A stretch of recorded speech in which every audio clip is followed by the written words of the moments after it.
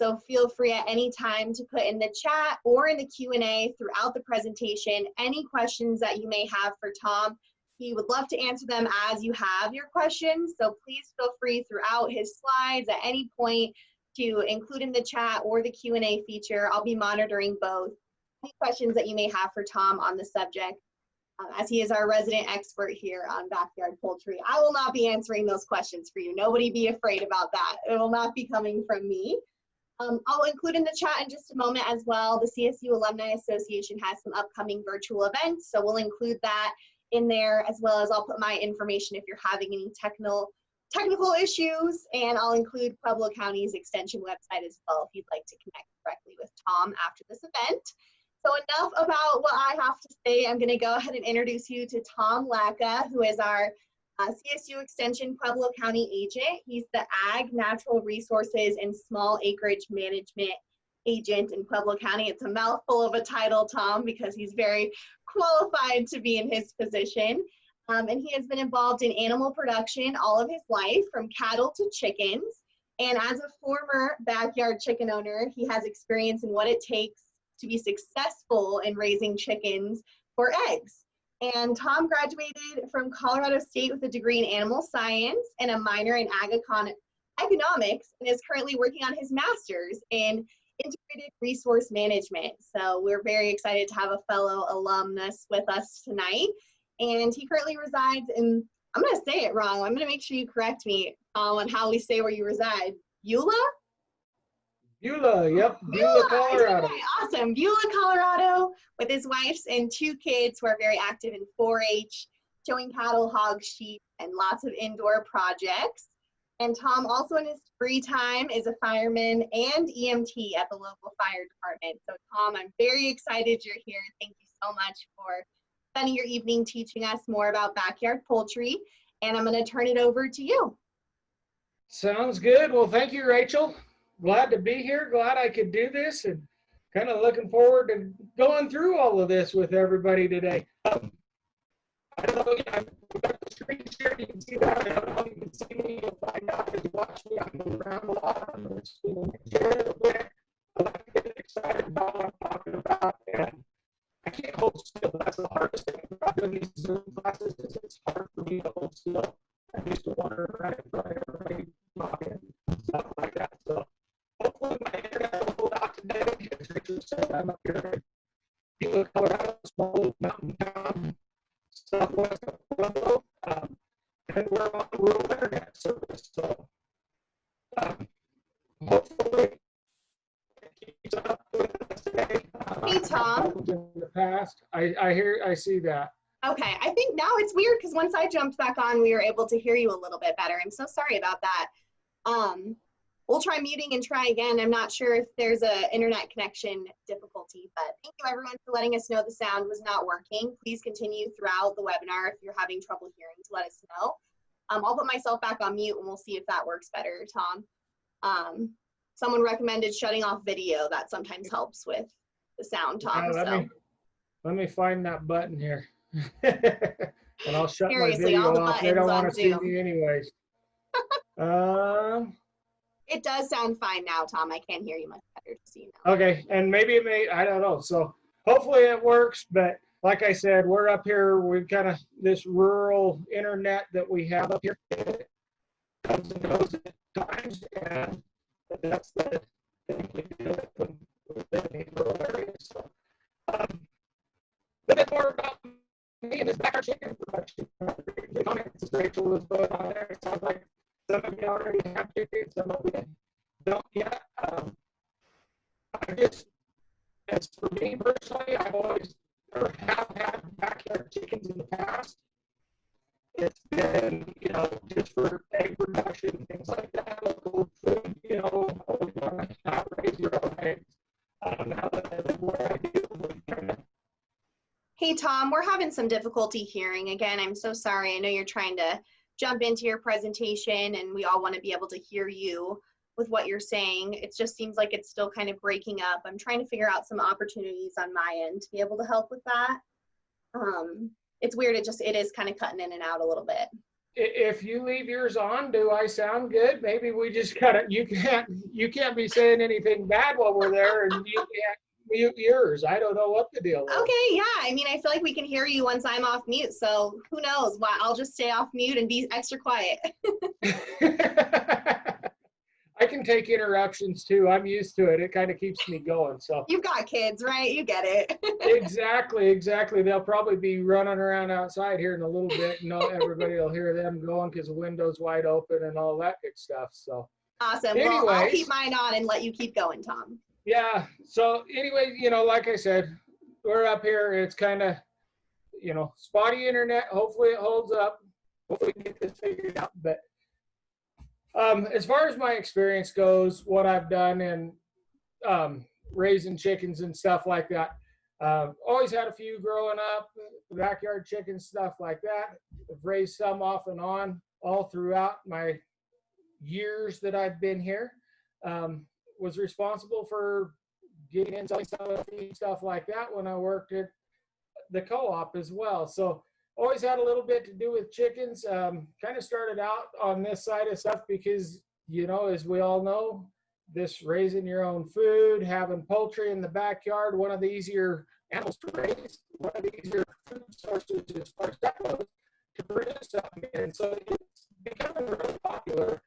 And so the reason we did this class and we started up on this class is trying to get everybody out there to give them the best opportunity. I'm not going to tell you that it's all going to be just really good and go smoothly for you and stuff like that. We're going to talk about a few of the problems you might see and stuff and everything that goes on as we go. So, I hope that you guys can make some educated decisions when we're done with this. Those of you that don't have chickens, maybe it is for you, maybe it's not, but I just hope everybody comes away with something and a respect for what it does take to raise chickens. So we'll get started here. I know, the one thing I always do this class too, usually in the springtime, about right around Easter, is all the feed stores and everybody's getting the chickens because that's how everybody's thinking about it. I know we're kind of in summer now and it's getting hot, but not as many, feed stores don't have them there as well. But we're still thinking about it, and it's still a good time that we can do that. So let's get started here and see what we've got. So as you'll find too, I like to throw a little bit of fun stuff in here as well. So, we see a lot of the backyard chickens, and I know a lot of people that call, well, it's my pet, and they've got them named, they're all named and everything else. So there's a more infection, but quite a few eggs. So a lot of people use them. They're kind of like their pet, their dog to them. One of the first things that we want to look at as we're doing this, as we're thinking about getting chickens and stuff like that, is the local laws. I've always done this class for here in Pueblo. So those are Pueblo laws. In your town, your area where you're at, if you're in the city and stuff like that, the first thing I would do before I even started getting into this is make sure that they're legal where you're at. That's a great, you don't want to build the chicken coop, get everything started, everything, and find out I can't keep them in my place. So check with that, City of Pueblo here in Pueblo County is very open to chickens, as you can see on those rules. Pueblo West have rules which Pueblo West is a little more rural. Chickens unless they're 4-H animals, so. I'm so sorry to interrupt you. We are still having some trouble with hearing. It's just still kind of going on and off. There was a suggestion of maybe an opportunity to call in using a phone, and you could then just put your computer on mute and still use the screen controls. Is that an option? I'm happy to send you the number really quickly. Yeah, what is that number real quick, and I'll.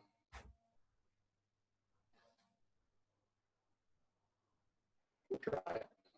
I'm pulling it up for you, Tom. Sorry, everyone. Hold tight.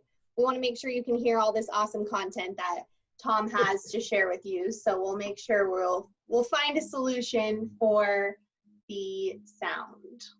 All right, Tom.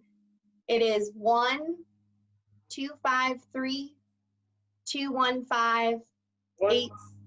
Hold on, I had a loud truck go by just now. What was it again? No worries. It's 1-253-215-8782. And I'll send it to you in the chat as well. Thank you everyone for holding tight and helping communicate with us that you were having trouble hearing. We definitely want to get that fixed for you. Welcome to Zoom. Enter your meeting ID. Sometimes those, and I just sent you the webinar ID, Tom, as well in the chat. Gotta love some fun sound problems. And Tom, you'll just want to mute your computer so that we don't have some feedback coming over from the call and your computer audio.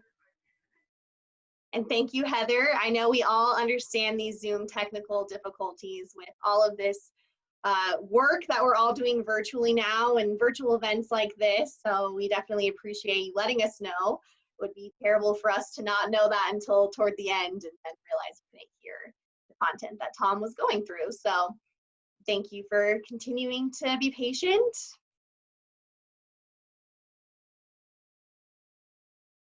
Hi, Vera Ann. I see your chat that says you can see me, but only the fire screen. If you click on full view, it's right next to, it says speaker view. You'll want to click on, you don't want to have it on speaker view. And I'm hoping that will help you out. All right, here we go, Tom. I am working on unmuting your call right now. Thank you again, everyone, for your patience. All right, just give me 1 second.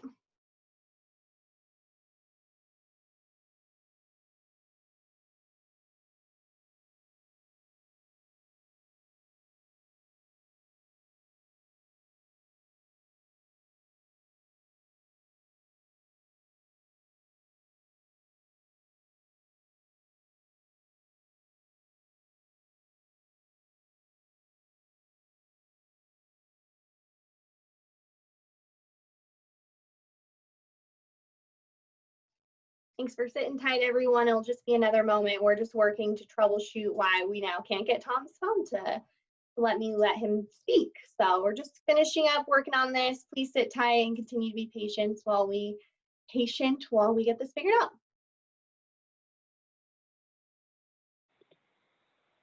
Hey, guess what? I found it on mine.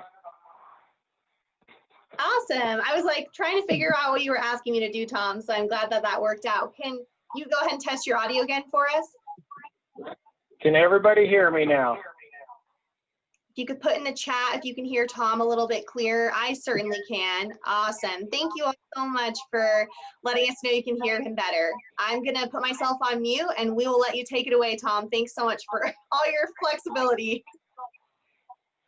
No problem. Let me get my computer muted, though, so I don't have the sound feedback on there.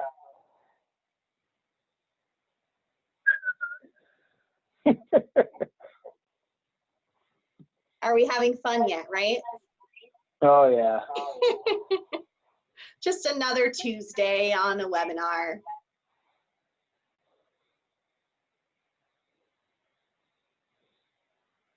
We're working on getting that echo taken care of, Gail, but I appreciate, she says she can live with it as well. I appreciate your flexibility. All right, I think I got it. Now, let's get everything closed down here and I should be good. It sounds great. What fun.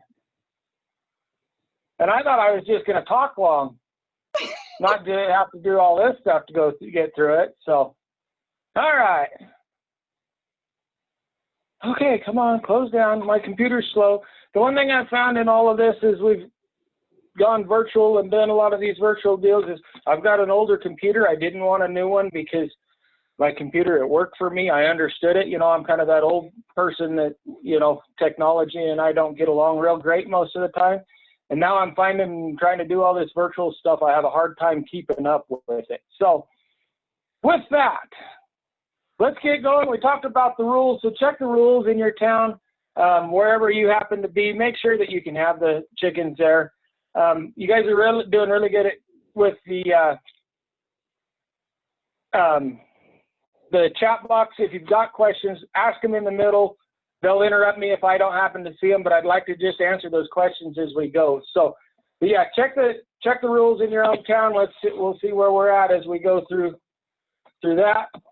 Make sure now. Come on. All right. So we've got the rules down. We know that we can have chickens. So now what? Where do I get chickens? Where do I put them? How do I care for them? And what do I do with the waste? Because if we've got animals, we've got waste. So first off, terminology. We're going to go into the feed store, or we're going to go start looking for chicken somewhere. We kind of need to know what some of these words mean a little bit. So a cockerel, male chicken less than 1 year old. A hen is the mature female chicken. Molt, when they go through a molt, the annual shedding and renewing of the feathers. It's when they start losing their feathers and then they grow back. A pullet is the female chicken less than 1 year old. You'll see that a lot as you go into the feed store or you're buying chickens. They want to know if you want pullets, straight runs, or roosters. A rooster is a mature male. And that straight run, again, newly hatched chicks that have not been sexed. So it's probably most likely going to be about a 50-50 mix of hens and roosters, or pullets and roosters at that point. So, which came first, the chicken or the egg? Getting live chickens. So some places we can get live chicks from. Local producers. If there's somebody local hatching out some chicks or something like that, you can get it from them. Feed stores, especially in the springtime, always a great place to get some chicks. And then the hatcheries, order online at hatcheries. Some of the things, local producers, they might be, they're native to your area. They are chickens that have survived in your area and stuff like that, so they might be really good. Problem with that, though, is they're unable to sex them, so you're going to end up with some roosters in there as well at times. Going back to some of those local laws, you can't have roosters. A rooster's not always not needed to get you eggs if that's what you want. Feed stores are a good place. They usually come in from the hatchery. They're getting them in from a hatchery. They're taking care of them. The only thing about feed stores, most of the time now, most of the feed stores are actually keeping them fenced out to where, everybody's not handling them and every kid that walks in there is picking them up and putting them down. You can get into a few little health problems here and there and stuff like that with that happening. Most of them are keeping them to where they're not being handled, so that's a good place. And hatcheries are always a good place to get them from. The only thing about hatcheries is most of the time there's a minimum number you have to order in order to get your chicks sent to you. Most of the hatcheries actually ship by U.S. mail when they come in, so they ship those live chicks. And there's a minimum order to keep them in the box so that they keep each other warm while they're in transit. So most of your hatcheries, you got to buy at least 25 chicks in order to get them sent to you. But another good place, you can also that way, when you get them from a hatchery, designate a lot of times, depending on the hatchery, what it's been vaccinated for, stuff like that. Get them taken care of that way before you ever even get the chicken. So the types of chickens we can get. We got brown egg layers and white egg layers. The trick to knowing what color eggs they're usually going to lay is look at their earlobes. I don't have like earlobes like you and I have, but they have that part behind their eyes that looks like an earlobe. And if it is brown, they're going to lay brown eggs or red. And if it is white, those are your white egg layers.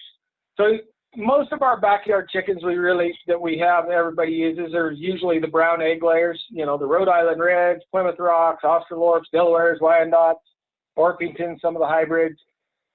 Few white egg layers, though, and if you're really looking for eggs, Leghorns are really good egg layers. They're not a really good pet bird, but they are good egg layers, and they'll lay white eggs. So some of that as we go there. Other chickens that you can raise, meat birds. Normally they're just labeled as broilers or your Cornish chickens. Some of the rare breeds out there, Americanas. Those are your Easter eggers or your lay the blue or the green eggs and stuff like that. The crested breeds, I've got pictures of them coming up. Miniature chickens or your bantams. and they're more for pets than production, but some people really like the bantam eggs because they can have an egg and it's a smaller egg when they fry it and not as much of the health risks that they are associated with eggs. Sometimes when people worry about the cholesterol and stuff like that. I'm not an FCS agent. I like my fried eggs. I like my eggs. So I see the question, which breeds are good with kids over there. Some of those really good ones, you know, you get back into the Plymouth Rocks are probably one of them. The Buff Orpingtons. The Orpingtons are a pretty gentle breed as well. Rhode Island Reds are a little more flighty, but the Plymouth Rocks, and let's see, yep, the Plymouth Rocks are going to be the black and white striped bird, and that's the one they usually, you know, called like, that was the one Grandma had in her backyard all the time. Pretty docile, pretty gentle chicken, pretty good egg layer. So as you go through there, you know, there's several different breeds, colors, stuff like that. You know, and then you got these odd ones over here, like down in that bottom left corner, which is called a turkin or a naked neck. Really good egg layers. They just don't look the prettiest. So kind of an interesting bird. That in the middle on the bottom is a Wyandotte. Over here on the right-hand side is actually what they call a sex link, or what they call them, and some of the hatcheries call them different. It's actually a crossbred. And we'll get into it here in a minute about how they cross them and the coloration of them. As a chick, they can actually tell the sex of that bird without having to actually physically sex the birds at the hatchery. And then up in the top right is actually one of the meat birds, or a broiler or a Cornish bird there. Obviously got a lot larger breast on it for that breast meat that everybody likes to eat. For this class, we're mostly going to talk about egg production, though, and not meat production. Meat production gets into a whole different deal as well. So, gender determination of baby chicks. We talked about the sex links and stuff like that. Little lesson on poultry genetics. I went to CSU. I like genetics. So, the female determines the sex of the offspring. So, unlike us as humans, where the male gamete determines the sex of the offspring with a X or a Y, the female determines the sex with the gametes in her. I see the question, can you have more than one breed living together? Yeah. The biggest thing, and I think we'll talk about it a little bit here, is if they're raised together, it doesn't matter what breed they are, they're still a chicken. If they're all raised together, they have no problem. We get into some issues sometimes trying to introduce a younger chicken into an established flock and stuff like that as they try to reestablish pecking orders and stuff like that. And I think we'll talk about that in a bit. But yeah, you can have more than one breed. You can order as many breeds, have as many breeds as you want all living together. So the best way to determine the sex of a chick is vent sexing. So as they're first hatched, within that first 24 hours, they open their vent and look inside. Trained professionals. The interesting thing about this is most of these are from Japan. The trained professionals are from Japan. It's a skill learned there and done there. And if you look even at these commercial hatcheries, that is who they have working in those hatcheries to sex their chicks to determine whether it's a rooster or a hen or a pullet and put into the right box to get you what you need. Feather sexing, there's some wives' tales there. There's some of that are sex linked that can tell by the length of the feather on the wing. And then these sex link crosses are, you know, a barred animal, barred meaning the striped, like that black and white striped one, that is a barred chicken. Crossed with a non-barred gives you that. And I got the whole fun stuff there as to what that looks like. We could go into that, but that's a whole nother lesson that I could spend a lot of time on. But basically, you cross a bar, that color gene is carried on the sex determinant chromosome there, which is the Z or the W on the, I think on the W, yeah, the W makes it a female. So the female is the one with the Z and the W. A double is a male. So on that W is where some of that barring is carried. And so when it's doubled up there, the barring is actually carried on the Z. When it's doubled, it bars, and so you'll see that in the baby chick. And if it's a solid color, that means it's a female. So we can see that the day they hatch and determine their sex through that means. Housing baby chicks. So we got our chicks, we've ordered them, we've got them from the feed store, whatever. We've got to have a place to keep them. Heat needed to keep the chicks warm and healthy. Your brooder should be kept at 90 to 95 degrees when you first get them. The brooder is that place where you're going to keep those chicks and whatever it may be for them first few weeks as we're raising them up and getting there. Normally they spend that time underneath mom. If they're hatched naturally, she's keeping them warm. We're putting them in that brooder to keep that temperature where it needs to be. And then, you know, as they get older, we can reduce that temperature by about 5 degrees per week until they're 5 to 8 weeks old or fully feathered at that time. Once they have all their feathers and not just the fuzz, then we can remove the heat from them, and they should be able to survive. These warmer months, it might be even sooner if you're getting chicks this time of year. Your brooder, then again, any box that can safely house the chicks.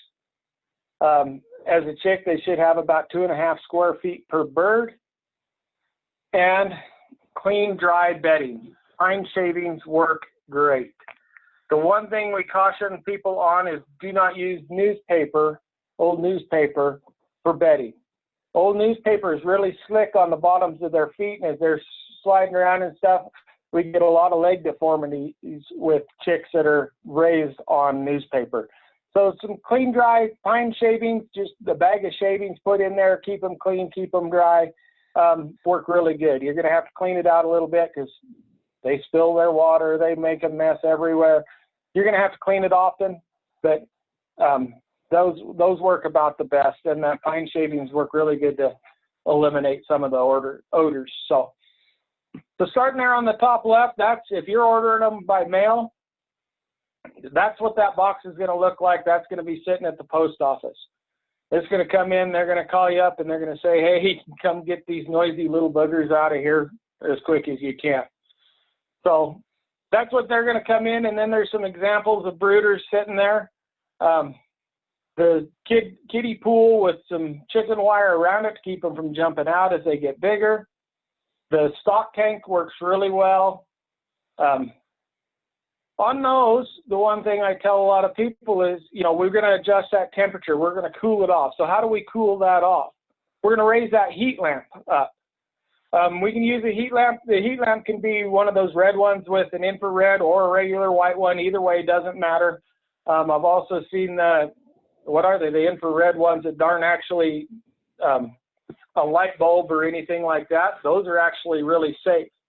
The one thing I'd caution you guys on and talk about a little bit is this picture here on the bottom right, using a cardboard box. As a firefighter as well, I have been on several calls, seen several places where that heat lamp has caused a fire and burned up somebody's chickens. So the less flammability that we've got around there, if that light bulb, those lights get pretty warm enough to catch something on fire if it's touching it. If it's touching it and sitting against that cardboard, it could start a fire. You're housing them in your house may be up in flames. Something we really want to caution you on. The other thing is, you can't see in any of these, but that heat lamp needs to be secured so it doesn't fall down into those shavings. If it's hanging on a board, put a screw through there so that it can't just slide off. Most of those are those clamp type heat lamps. They clamp onto something. Put something on there to where they are secured in there that they're not going to slide off. I hate to see somebody barbecue their chickens before it's time.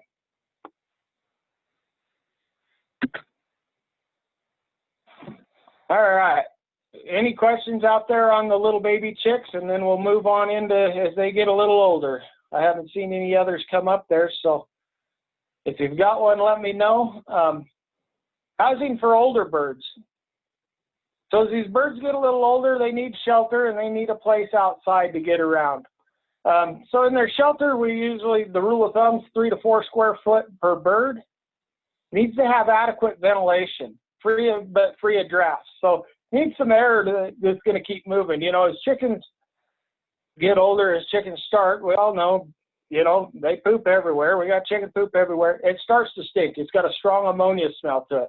That's hard on your lungs. It's hard on their lungs. So it needs to have that ventilation so that, you know, some of that odor gets out of there. Also needs to be cleaned regularly. Free of drafts as well, you know, especially as it gets a little colder. We got a draft where that cold wind's blowing in there and happens to be hitting on them. That's going to be hard on the chicken as well. Needs a roosting area. Chicken's natural instinct is to sleep up high. Part of that, you know, in the wild and anywhere else, they're going to go up into a tree and they're going to sleep high in order to protect themselves from predators. So they give them that natural ability of place to roost. You know, it can be a bar, something across the chicken house, something that they can get on and sit there to sleep. And then the nesting boxes, they kind of prefer their privacy as they're laying their eggs, and so give them some nesting boxes, a place to get away from everybody else so that they can go lay eggs, because that's what we have these chickens for.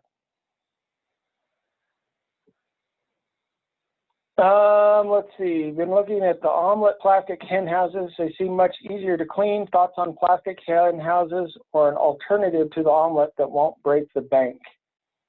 I've not seen the omelet hen house. I'm not familiar with that one. Plastic, the one thing about plastic, I don't know how thick they are and stuff like that. If they're thick enough and got fairly decent insulation, I think they could work fairly well and not break the bank, especially for, you know, a small number of chickens and stuff.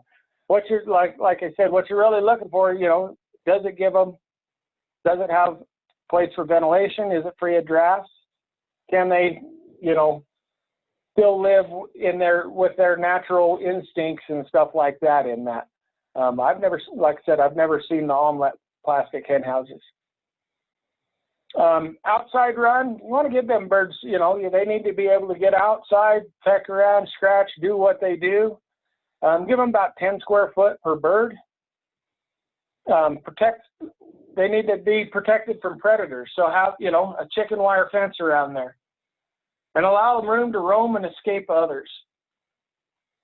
You know, chickens have a pecking order, and they will beat up each other. They will peck a weak one to the point that they kill them. So give them room to where they can get away and not have to be right next to each other all the time fighting or going over something. That protection from predators, depending on where you're at and what kind of predators you have. You know, it may mean burying that poultry netting down into the ground so something can't dig in.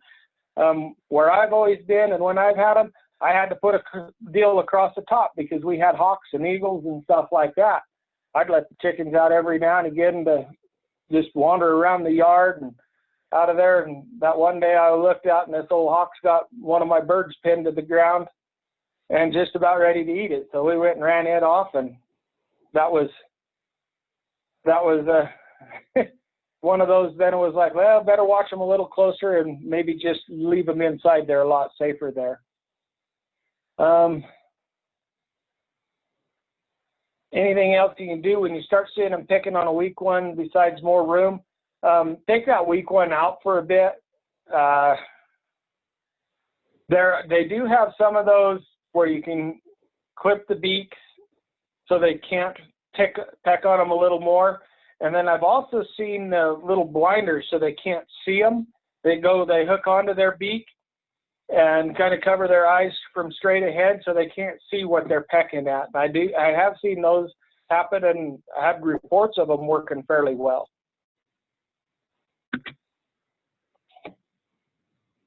Type of coops. Two kind of different types of coops. I'm learning these plastic hen houses might be a third type actually now, but got the permanent coop, which is more of a shed type structure with a fenced in run. Could be like a tough shed or any of those kind of deals. Those work really well for it. The good thing about them is they're sturdy. You don't have to move it. They provide really good protection from the elements, and they provide more security from predators. And then you've got the tractors, or some of those mobile type chicken houses. They're usually lightweight and mobile. Small coop on one end with a run attached to them, and they can be moved to a new spot daily. And the one good thing about them is they help you control parasites and disease, because you don't have your chicken sitting in the same spot every day growing the parasites and the disease and just being in that same spot. They move to a different spot all the time.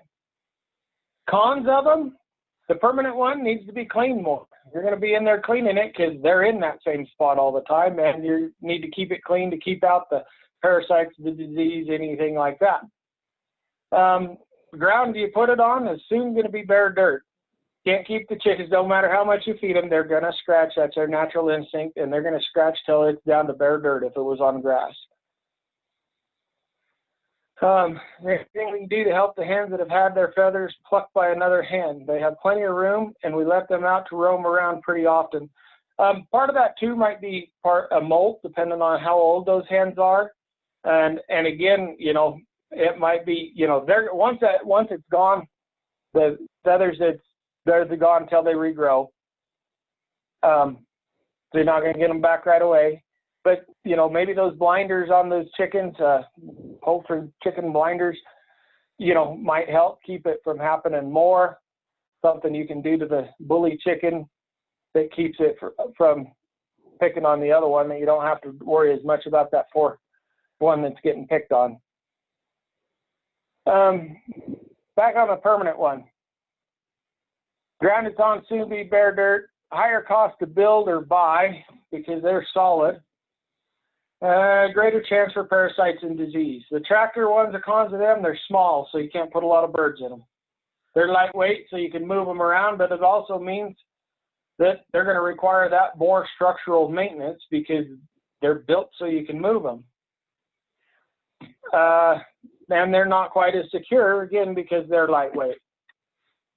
So a couple examples there on the left, you see the permanent type structures, a couple different types there. And then there on the right is some of those tractors. They're usually on wheels or on one end or both ends. And what you can do there, you know, you can just move it around your yard, using those chickens to take care of the bugs in your yard or something like that. You still got them secured. You still got them in a place where the hawks, the eagles, whatever else can't really get to them as well. They got some protection, but you can still use them to move them around and clean up your yard and do some of that. So pros and cons to both. Whatever, you know, everybody's kind of got their own situation they're in, their use, their reason they want to have their chickens. So do what seems like it's best for yours. Nesting boxes. On the nesting boxes, you want 1 per 2 to 4 hens. They should be about 12 inches by 12 inches by 12 inches. Bed the bottom of them with shavings or straw. Don't want to just leave it that wood bottom there, because sometimes they stand up and drop the egg, and then you just broke the egg. Slope the top, and we always slope the top down to the front. And the reason for that is, you know, chickens like to roost. They're going to try to stand on that highest point, and if that happens to be your highest point, they're going to get on there. Well, when they're roosting, they're pooping, and you're going to end up with, if it's flat or something, you've got all that chicken manure right there in your nesting box or right at the front of it, messing up your eggs that you're trying to collect. So slope that top down a little bit like it shows in the picture, and then get it up off the ground a little bit. They like to be up off the ground if they can. Again, protection from predators, and just gives them that sense of safety and stuff like that while they're in there. Helps them to relax and doesn't have all the chickens looking in there all the time that saying, "What are you doing in there?" So, water, most important nutrient the chickens need. They need clean, fresh water and keep it from freezing in the winter. Boy, chickens go through quite a bit of water actually for their size. Keep it clean, keep it fresh, keep it cool. In the summertime, wintertime, keep it from freezing. Still like cool water, just like you don't like warm, hot water in the straight hot water in the wintertime. They don't either, but you want to keep it from freezing. Keep them in water. That'll keep them healthy, keep them laying their eggs. Feed, as we talk about feed a little bit, that's the other thing you're going to need. We start out with some chicks. The baby chick, I always like to start with what they call a starter feed or baby chick feed. It's usually in a crumble or a mash instead of a pellet so that their little beaks can get it and they can eat it without choking on it. And medicated or non-medicated, pretty much now it's all going to be non-medicated since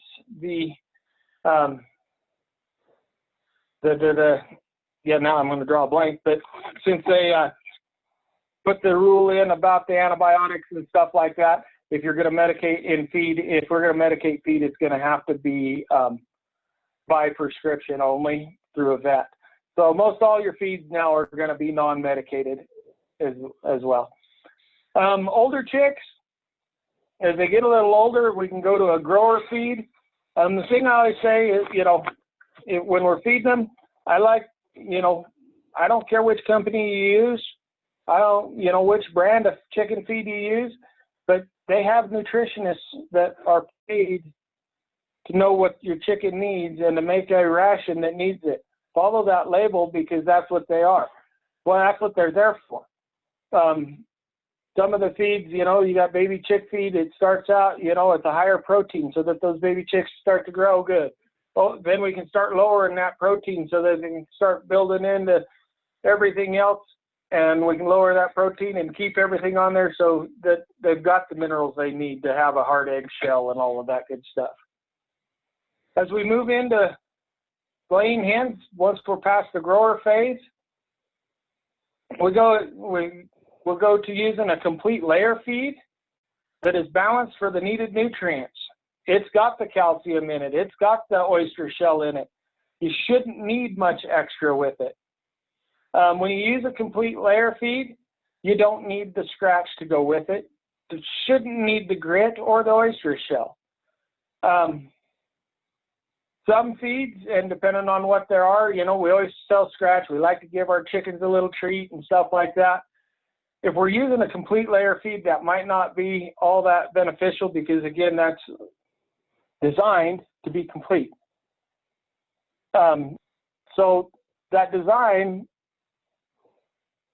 doesn't have room. If we start feeding them something else like scratch, we're not keeping them at that protein level. The scratch doesn't have the calcium levels in it and stuff. We're not getting there. Now they do make, some companies make that are designed to be fed with scratch at the same time. So if you think you got to feed scratch and you're going to treat your chickens out, that way, that's what you want, so that they can go out and peck around and scratch around. Make sure that the layer feed that you're using is also designed to be used with scratch. Grit, again, grit's needed so that the chicken uses that grit, which is like gravel in their gizzard, helps them to crush the feed, the grains in there, so that they can digest it better. So they'll need a little grit. They're going to find some on the ground scratching anyways. So unless you're having problems, they're not something you really have to worry about. And oyster shell, you start getting some soft eggs, soft-shelled eggs. They probably got a calcium deficiency, and maybe we do need to add a little bit of oyster shell back in there. Treats, avoid feeding. Chickens don't eat citrus. They don't eat bones, meat, garlic, and onions. They say it will give your eggs a garlic or onion taste. I love garlic and onion. I've tried feeding my chickens garlic and onion. I never could taste the difference, but they don't really like it either. Avocado skins, they don't digest well, and pits they can't peck into. Raw potato skins and long cut grass. Everybody will want to feed them those grass clippings, stuff like that, because they eat grass out when they're out in the yard. Why can't we feed them our grass clippings? Well, the thing is, when a chicken pecks that grass out in the yard, it's attached to something and they tear it off. They don't have teeth, so they tear it off into a bite-sized piece. When you're giving them long-bladed grass, that's already loose, they're trying to swallow that whole thing whole because they can't chew it. So we can get into some real bad issues if we're trying to feed them some long cut grass. Same thing goes with potato skins. They're trying to swallow that whole potato peel, and they can't cut it, they can't bite it and chew it like any other animal, most other animals will. Maria, I see that do the chickens need some rest from laying eggs? They do, and that's what's called a molt, and we'll talk about that in a minute. And then what age do we transition from grower feed to layer feed? I think that's coming up, but the other thing is, you know, it kind of depends on which company you're using. Again, their label will tell you, you know, on the grower feed this up till this age and then move to our layer feed. But I think we've got it in here anyways. Yep, right there. Common chicken feed rations. So chick starter, usually on a starter feed, it's going to be about a 20 to 22% protein. Going to feed that for the first 6 weeks or so, depending on the label. 20 to 29 pounds per 10 pounds of bird per feeding period. Threw those numbers in there just so you kind of got an idea. You know, if you're going to get 10 chickens, you're going to need 20 to 29 pounds or 25 pound bag. A chick starter should get you through that first 6 weeks to feed them. Then you're going to go up to a grower ration, which is going to be that 14 to 16% protein. Till they're about 20 weeks old. Usually about the time they're starting to lay is when we're going to go to a layer. Going to go about through 120 to 130 pounds per 10 birds for that feeding period. And then we pick up into that layer, and that's that 15 to 18% protein. If you're running that 18% protein, you know, 18, 20, then you can go with the scratch with it. And that's, you know, and that's from then on. Once they're that 20 weeks old, they start laying, they're going to be on layer feed. And that's going to be about that 18 to 24 pounds per week you're going to go through for those 10 birds. An all-purpose feed, some places have that, 16% protein, all ages. Again, you know, we've got nutritionists, they know there's a reason they're paid what they're paid. They've gone through this, you know. We all know that, you know, our kids, our young animals, they need better nutrition to start with. So if we can start them out with that good nutrition and go that step kind of program, I'm a firm believer that that's going to give them the best start and keep them the healthiest the longest.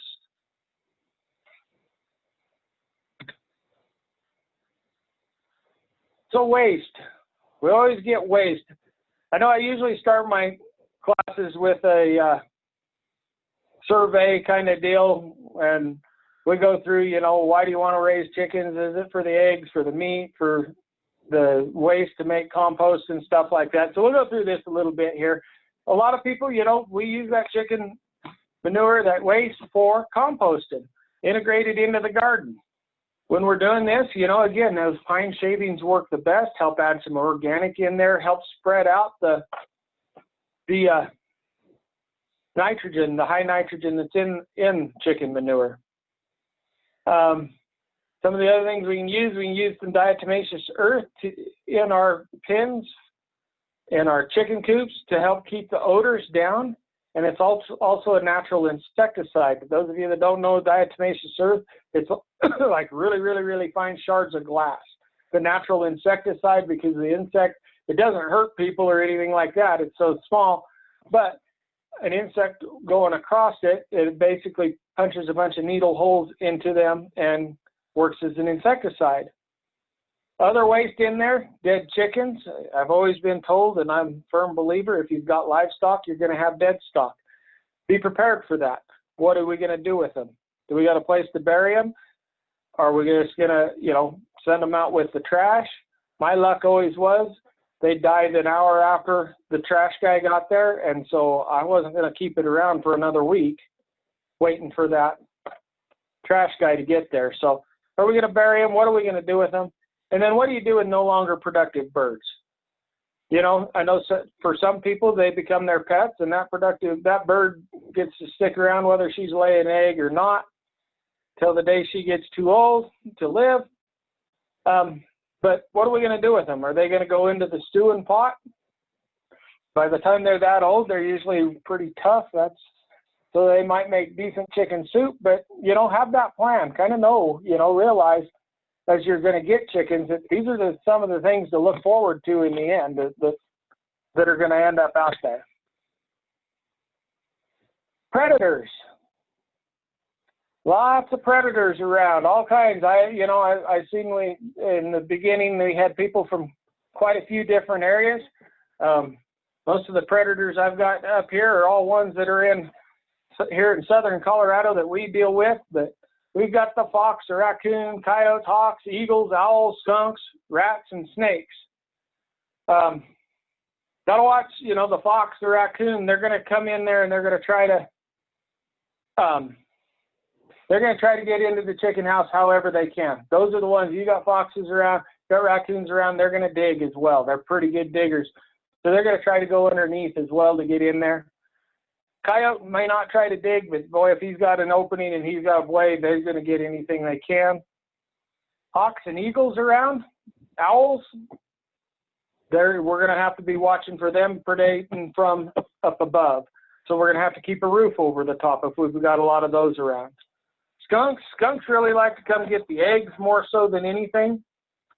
And so you got to watch them. Rats are more of an egg eater, and the snakes as well. If you got snakes around, sometimes you better, maybe look in your nesting box before you reach in there. Can diatomaceous earth be put in the nesting boxes? Yeah, it's safe to go anywhere. So, we got to watch those predators that, and again, go back up to that one. That's probably, for where I'm at, that's one of the biggest reasons I don't have chickens right now. I've got several neighbors that have chickens around, so I still get my fresh eggs. But in order to build something secure enough, we've got bears around here. In fact, this morning at 5:30, 6 o'clock this morning, I heard a big crash, and the neighbor, which is, a little ways away because I'm up here in rural, but I heard the crash and got out the binoculars, and on their front porch was the 2 cubs and mama bear getting into stuff over there. So we've got the bears around. They're going to get into anything they can. The fox is always around. The raccoon, I seen him on the road the other evening. The hawks, the eagles, we've got them all. Skunks around here. So instead of messing with it, I've reserved myself to buying eggs from the neighbor. They can keep the chickens. So, but just something to be aware of. You're going to have to fortify your place if you've got a lot of these predators around. Best way to keep rats out: secure, chicken wire, bury it, make sure there's no holes, just like trying to keep a mouse out of your house, hardware cloth in there, or not hardware cloth, or hardware cloth works, steel wool in the little hole, holes that they can get through so they can't chew through it. Just anything you can to keep them, secure. Keep your chickens secure in an area to where they can't get in there. Health and biosecurity. We added all this stuff in here when that HPAI, the highly pathogenic avian influenza came about. Some of the bird flu, all of those other things. Health and biosecurity, again, really good things to look at, even as we talk about COVID and why we're doing these virtual classes now. Keep your distance, keep it clean, don't bring the disease home, don't borrow the disease from your neighbors, know the warning signs, and report sick birds. So keep your distance. If there's some wild birds or something like that, looks sick, don't go messing with it. Don't go over to your neighbor's place because they got a sick bird and then take it home to yours. Keep it clean. You've been around something that may have had disease or something like that. Clean your stuff before you take it, before you go back into your birds. Don't haul your disease home. Let your neighbor borrow your pitchfork so that they can clean their chicken coop, and then you come home and go grab it and bring it back and put it in your chicken coop. Don't bring it home with you. Don't go buying other birds. Well, somebody's got a bunch to give, chickens to give away. I think I'll take them because half of theirs died and they just done with it. Well, you don't know what it was. So don't go grabbing those birds and bringing them into yours, because who knows what the others died from. And now yours are going to get it. Don't borrow the disease from your neighbor. Again, don't give them borrow their fork that they've been using in theirs, or their equipment, because they lost all their chickens and they don't need it anymore. You never know what they had. Know the warning signs. We're going to talk about warning signs of a couple of these, and report sick birds. We're going to talk about a little bit about that on some of these different deals. Ones. Some other health concerns. Pasty butt. Has anybody ever seen you get the chick and pretty soon all of the manure is just sticking to its vent on the back end, and then you got to soak it and you got to get it off of there, because otherwise it floods it up and basically like constipated, and they end up passing away. Nasty thing to clean. I've done it several times. Pain in the butt to clean, and you're pulling them back feathers off and everything else. One of those things, I will tell you, the one thing I found and started doing when I was getting chicks like that, and I just started doing it all the time, is the probios, the powdered probios put in the water. You can get that at, any of their farm supply stores usually. Mix that in with their water, give them a little probiotics, and worked really good. I never had another problem with pasty butt again. The molt again, that's a natural process in the chicken, and basically that's when they're going to rest. They're going to quit laying eggs for a while. They're going to take that rest. They're going to shed some feathers, regrow some feathers. Basically, it's like the chicken hitting the reset button. So they're going to start that way and do that. So that's a molt. So don't, when chickens hit year-old, 18 months old in there, and they start losing all their feathers, that's a natural process. That's the molt. Respiratory diseases. We'll talk about a couple of those here in a minute. Those are something to watch for, like that HPAI. And then vitamin and mineral deficiencies. And where we're going to see a lot of that is in the eggs. That mineral, calcium, we've got to have calcium to put on a good shell. We're going to see some of those. So those are some of the things, again, if you're using good feed and stuff like that, you're not going to really see those vitamin and mineral deficiencies, because that's all put into those feeds so that we keep our chickens healthy. So HPAI, highly pathogenic avian influenza. It is a type A influenza virus. Several strains, some are highly pathogenic and some are lowly pathogenic. Some are zoonotic.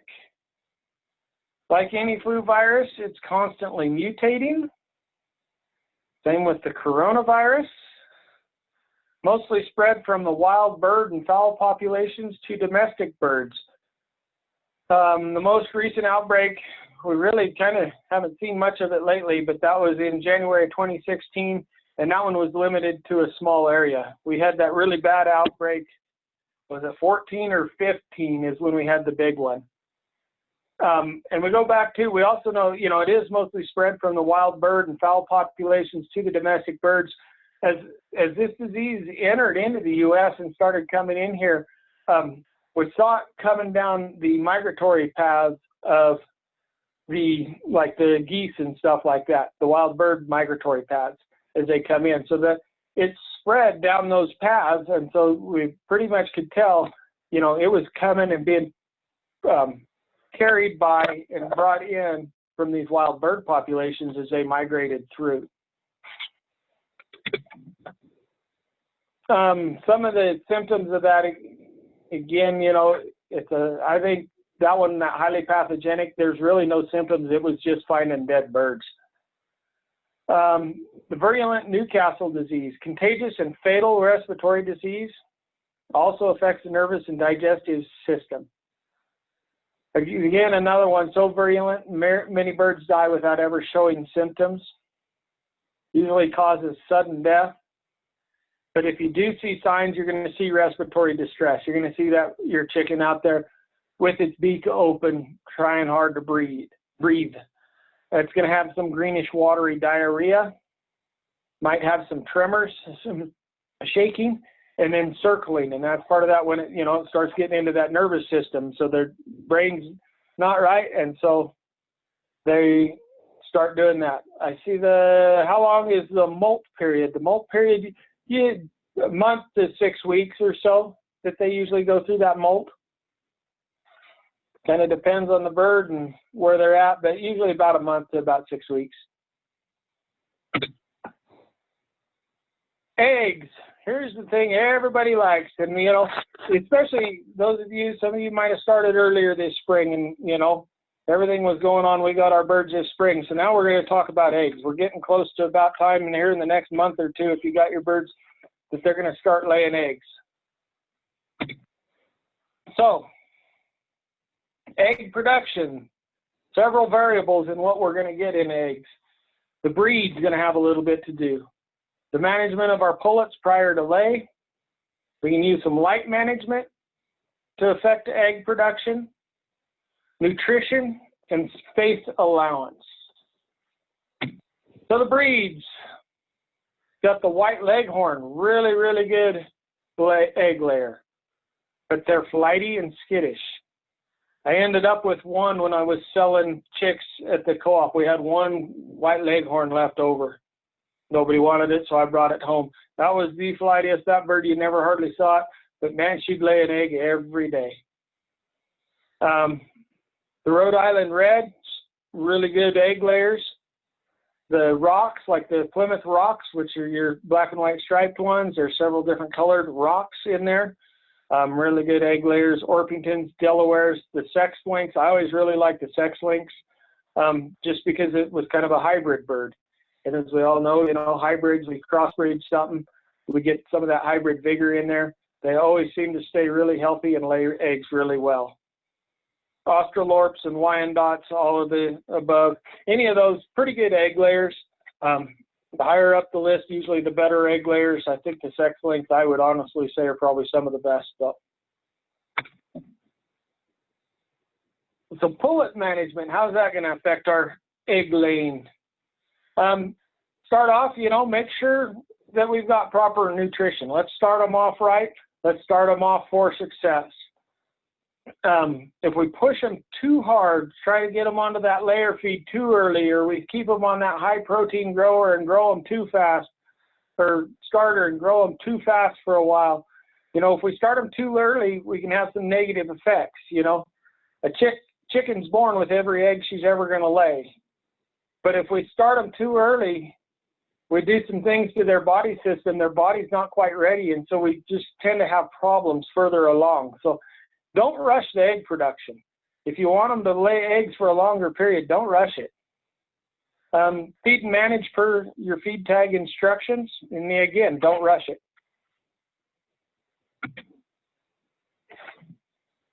Light management. Chickens are long season breeders. The longer the daylight, the more egg production. Most of you, you know, you'll notice in the summertime, spring, summer, fall, you're getting more eggs. Winter comes around and man, your chickens quit laying.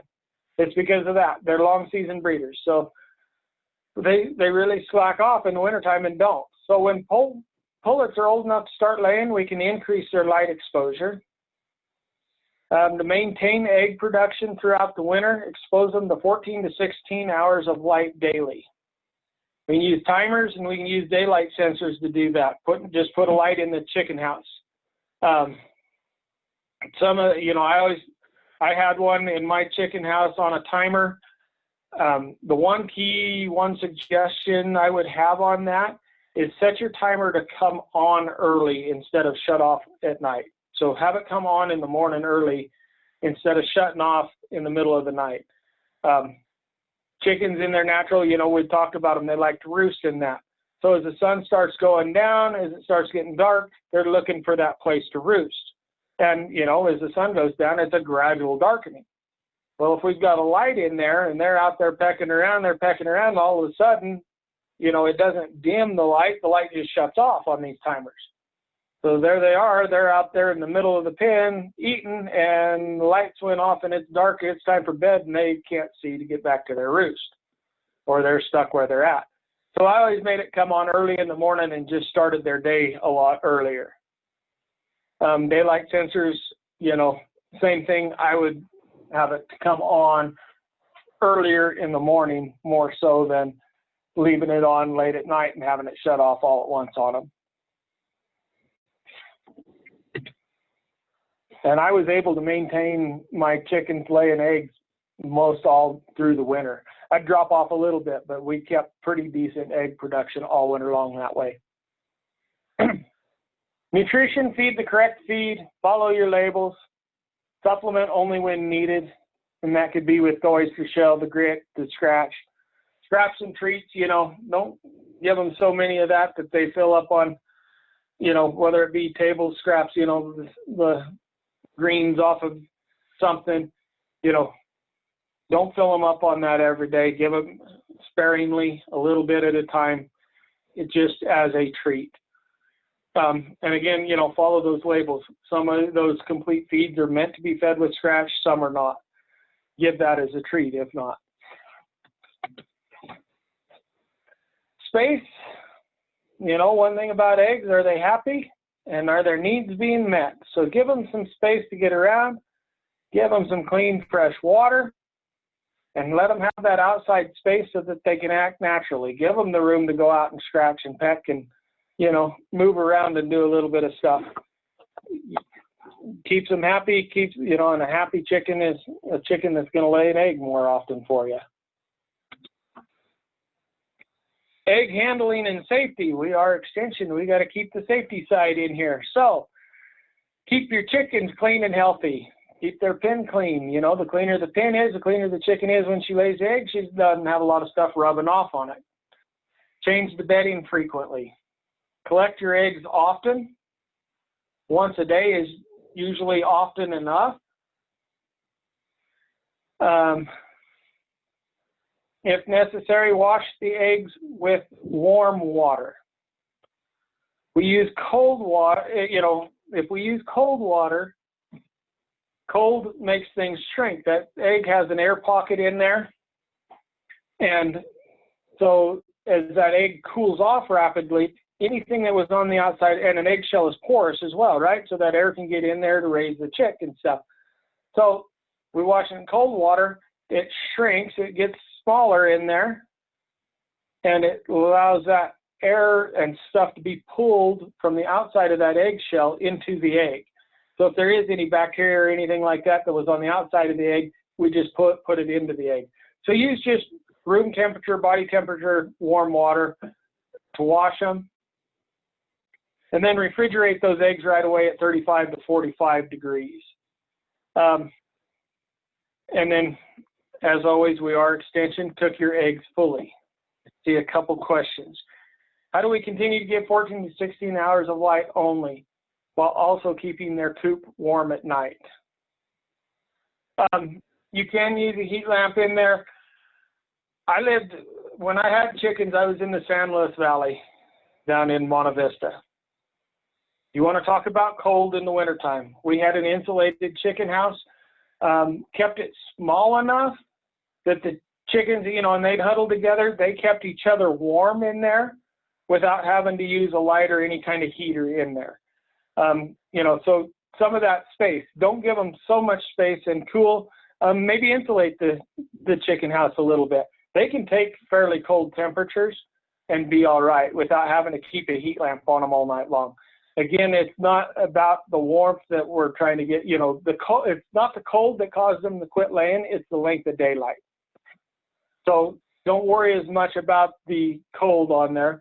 I don't know how much cold you get where you're at. Again, we were, you know, we'd be most nights 20 to 30 below over there, and we didn't have a heat lamp. And again, that light that did came on early in the morning to warm them back up too, a little bit.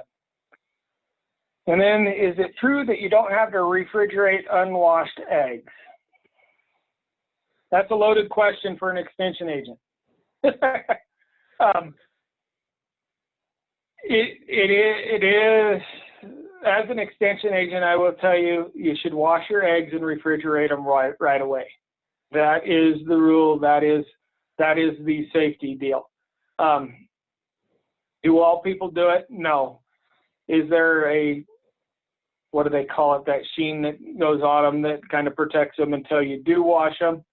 I don't know that the scientific research is out there that it is in fact there, but I do know a lot of people that don't ever wash their eggs and don't refrigerate them until they're washed. I wouldn't leave them out for several weeks either, though, at that point. So your best bet, safest side, especially if you're going to be selling eggs or giving them to someone else, wash your eggs and refrigerate them right away. Good agricultural practices and good handling practices. These are not required of backyard producers, but recommended. You know, if you're selling more than, what, I can't remember how many dozen, it's a lot of dozen eggs, then you have to follow them a year. These rules, backyard producers, most of your backyard producers, if you've got 10 or 12 or 15 birds, it's not, you're never going to get enough eggs to meet their threshold, but there's still good things to follow. And again, you know, back to just like refrigerating the eggs. Is it safe? It might be. Is it a good handling practice, good practice? Not the best practice around out there. So good practices, purchase your pullets from a reputable source. You know, get them from a place that, you know, tests for disease and is free of disease, has good practices in there that they're taking care of their animals. Establish a rodent and pest control measures to prevent the spread of disease. You know, keep the rats out, keep the mice out. Use, whether it be the cat that keeps the mice down around the barn or, you know, some poison, some traps, whatever it takes, keep the rodents out of there because rodents are good at spreading disease. Maintain that cleanliness, you know, keep your pens clean, keep your nesting boxes clean. Refrigerate your eggs at 45 degrees within 36 hours of being laid, and then maintain a temperature of 33 degrees to 41 degrees even in transport. And so if you're taking them to your neighbor, they're supposed to stay that temperature. You're taking them to somebody else's house, keep them at that temperature. There's our numbers. If you sell less than 250 dozen per month retail, no license is needed for selling eggs. So that's a lot of eggs a month to have it. So you can sell at farmers markets, CSAs, roadside stands, other direct-to-consumer outlets. As long as you're selling less than 250 dozen per month, you don't need a license, at least here in Colorado. Retail outlets, if you do go into a retail outlet like a Whole Foods or somewhere like that, they're going to require you to have a Class 1 small flock egg producer license through the Colorado Department of Agriculture here in Colorado.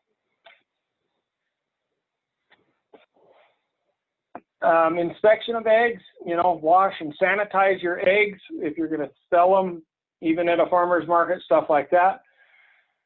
Use a food grade unscented detergent or use chemical sanitation. 1 ounce of chlorine bleach to 1 gallon of 110 to 120 degree water. The eggs can then be either dipped in this or it can be sprayed on there. Some inspection, you know, involves candling the egg, allows the viewing of the inside of the egg for quality, grade A, AA, grade B, or inedible. But what they're looking at that is for the air cell, the yolk, and the white.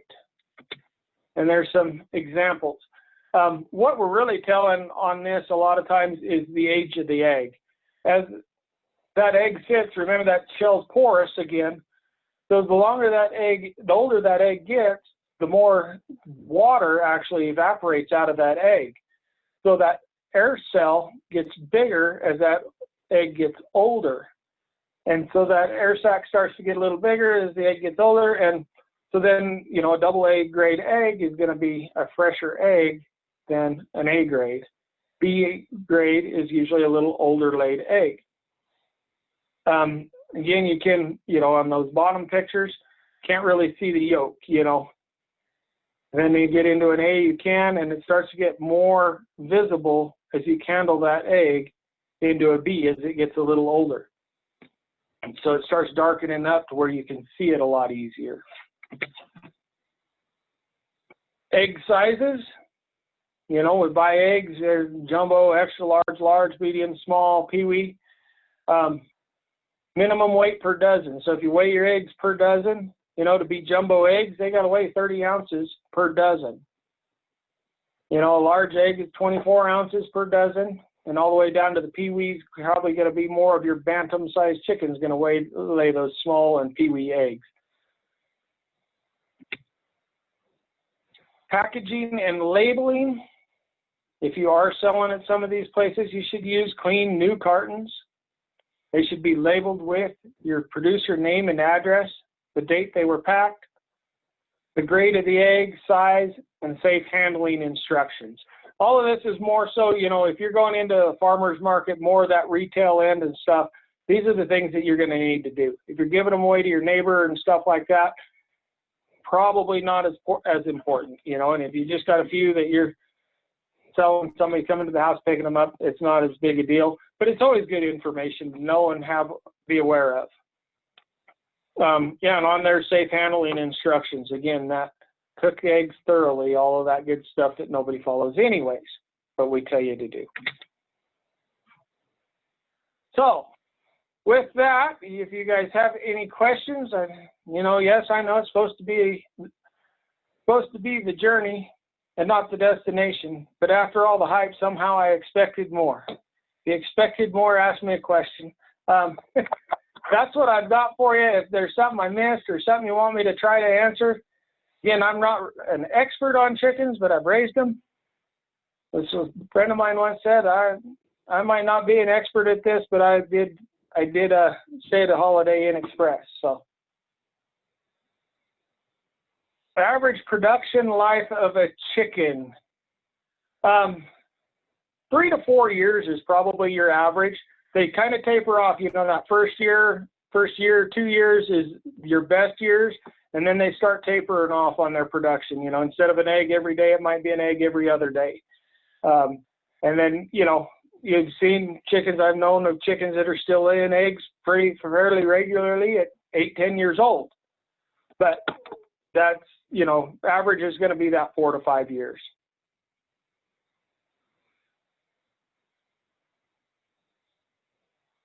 You mentioned that some of the hatcheries will vaccinate. What vaccinations do they give?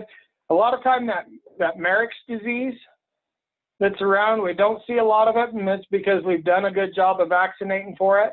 I want to say there's some of them also available to vaccinate for, there is a vaccine out there now for the Newcastle disease as well. Check with the hatchery though, they'll let you know what they can vaccinate for. I can turn my video back on since I'm not talking through that one.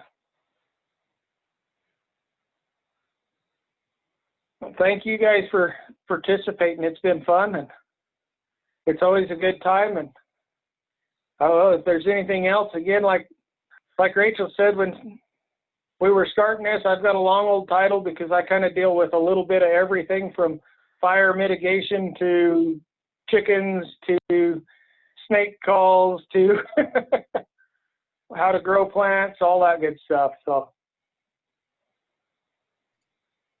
Awesome. Thank you so much, Tom. This was so interesting, and I loved that we were able to have people ask questions throughout so that they were able to get their questions answered, and you did such a great job monitoring all of that going on. So thank you so much. If anyone has any additional questions, I'm sure we can stick around for another minute or so, but thank you everyone so much for joining us tonight. And Tom, thank you again. This was really interesting, and it looks like everyone in the chat is agreeing on thanking you, so really appreciate it. I'll add in the chat just one more time our alumni event calendar and the Pueblo County CSU Extension website.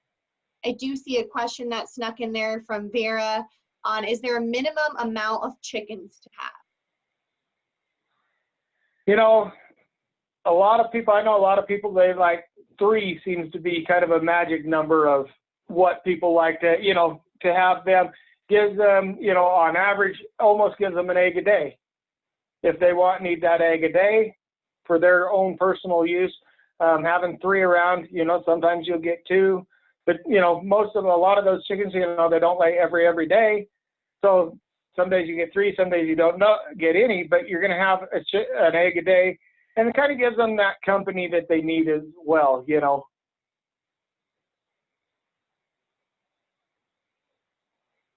Awesome, thank you. And Craig asked if the slides will be available after, and Tom, I'll grab those from you tomorrow, and I'm happy to share those out, as well as your contact info if you'd like, in case anyone has questions. But Tom, I know, is willing to be a resource for you all also. So yes, you'll get the slides afterwards.